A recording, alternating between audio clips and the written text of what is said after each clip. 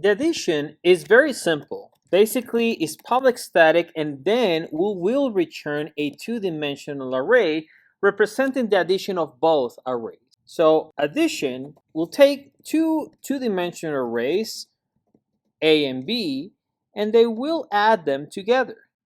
Very similar as copy, we need to create another array called C, which basically is array.length and the number of columns from that array.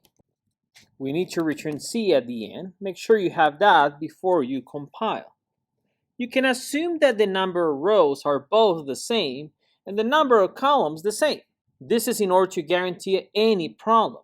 In future topics, we'll talk about exception handling, how to basically avoid this kind of circumstances in case some dimensions are not the same. For now, we're gonna navigate for all the elements in the array A and also for all the columns for each index that we visit. In other words, for every row that we visit, we're gonna visit every column from that array.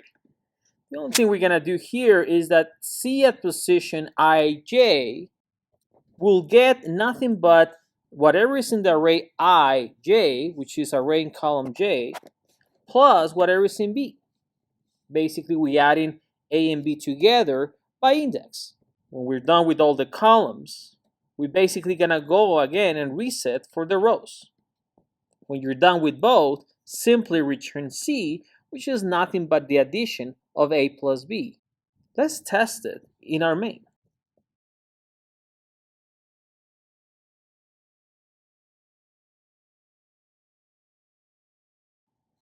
We can see right here that every value of A plus B will be added.